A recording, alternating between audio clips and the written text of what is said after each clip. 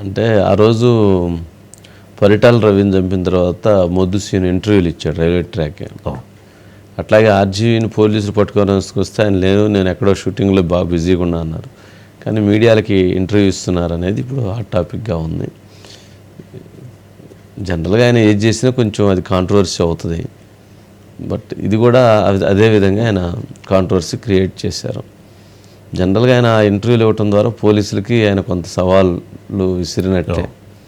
మరి ఇప్పుడు వాళ్ళు ఇంకొంచెం కసిగా కేసుని ఫాలోఅప్ చేస్తారు, కసిగా కేసుని టేకప్ చేసి మరి ఆయన్ని రిమాండ్ చేస్తారేమో అని అనుకుంటున్నాం. ఆయన అనేది ఏంటంటే, నేను ఎవరినైతే కామెంట్ చేశానో వాళ్ళెవరూ కూడా స్పందించట్లేదు, వేరే వాళ్ళు స్పందిస్తున్నారు, ఈ కేసులో ఎంతవరకు కరెక్టో అని చెప్పని ఆయన చెప్పారు. ఆయన లాజిక్ ఆయన చెప్పడంలో తప్పులేదు, ఆయన న్యాయవాదులు చెప్పినటువంటి ఉదాహరణ ప్రకారంగా చెప్పడం తప్పులేదు. బట్ ఆయన చేసినటువంటి గతంలో పోస్టులు కానీ గతంలో ఆయన చేసిన కామెంట్లు కానీ అయితే అవి చట్టపరంగా విరుద్ధమైనటువంటి అంశాలు కాబట్టి ఆయన వాటిలో ఆయన ఎదుర్కోక తప్పదు. ఒకసారి మధు ఉన్నారండి. Madhu sir, good evening sir. Good evening. ఏంటి మొత్తానికి ఆర్జీవి ఎక్కడి నుంచి ఇస్తున్నాడు ఇంటర్వ్యూలు ఏంటి? Day 4 sir. ఇది రామ్ గోపాల్ వర్మ ఏపీ పోలీసులకు దొరకకుండా ఉండేది ఇది డే 4. అనేది పోస్ట్ పెట్టినట్టున్నాడు, ఎక్కడికి పారిపోలేదు, నేను చట్టాన్ని గౌరవిస్తానని కూడా చెప్పినట్లున్నారు కదా. కరెక్టే సార్. రాజమండ్రి సెంట్రల్ జైల్లో నారా చంద్రబాబు నాయుడిని జైల్లో పెట్టినప్పుడు బయటకు వచ్చి ఒక సెల్ఫీ దిగాడు కదా సార్.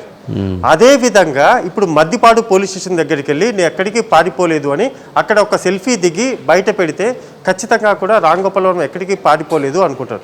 లేదా ఆయనే బయటకు వచ్చి ఆయన డెన్ ఏదైతే ఉందో ఆ డెన్ దగ్గరికి వచ్చేసి డెన్ బయట నిలబడి అక్కడ ఒక ప్రెస్ మీట్ ఏర్పాటు చేసినా లేకపోతే అక్కడ ఒక సెల్ఫీ దిగి నేను ఇక్కడే ఉన్నాను అని చెప్పినా కానీ ఎవరు కూడా ఓకే నిజంగా రామ్ గోపాల్ వర్మ పారిపోలేదు అనుకుంటారు.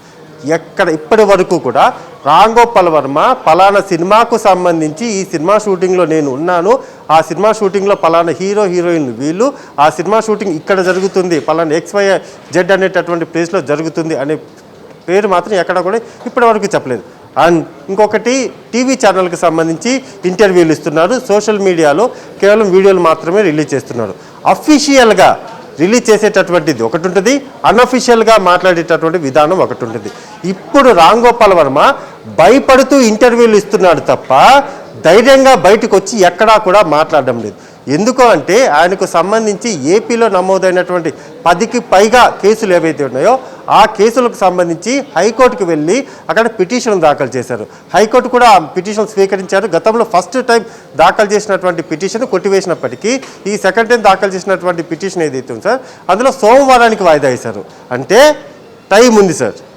ఈ టైం పీరియడ్ ఏదైతే ఉందో ఎందుకని హైకోర్టు కూడా ఇలా చెప్పింది అంటే ఇన్ని రోజుల పాటు ఇంకా వారం రోజుల పాటు మీకు సమయం ఇస్తున్నాం కాబట్టి ఏపీ పోలీసులు ఈ లోపల మీ యాక్షన్ ఏంటి అంటే పట్టుకోండి అనేటటువంటి డైరెక్షన్ అయితే ఇవ్వకనే ఇచ్చింది అని అయితే మనం చెప్పవచ్చు. ఎందుకని ఏపీ హైకోర్టుకు రామ్ గోపాల్ వర్మ వెళ్ళాడు అంటే తనను 3rd డిగ్రీ కొడతారు, ఏపీ పోలీసులకు తన మీద నమోదైనటువంటి కేసులు ఏవైతే ఉన్నాయో అందులో భాగంగా దొరికితే కొడతారు అనేటటువంటి భయంతోనే రామ్ గోపాల్ వర్మ అజ్ఞాతంలోకి వెళ్ళి ఈ రకమైనటువంటి పిటిషన్ వేశారు సార్. సింపుల్గా సార్ రామ్ గోపాల్ వర్మ చాలా టెక్నికల్గా సైకలాజికల్గా మాట్లాడతారు. ఆయన చెప్పేటటువంటి ఆ స్టైల్ ఆఫ్ ప్రొనౌన్సియేషన్ ఏదైతే ఉంటుందో అదంతా కూడా ఒక సైకలాజికల్గా ఎవరన్నా విన్నా సరే అవును రామ్ గోపాల్ వర్మ చెప్పేది నిజమే అని ఆ సైకలాజికల్గా మాట్లాడతారు. కానీ అది వాటి వెనక నిజం ఎంత ఉంది అని తెలియాలి అంటే ఆయన బయటికి రావాలి.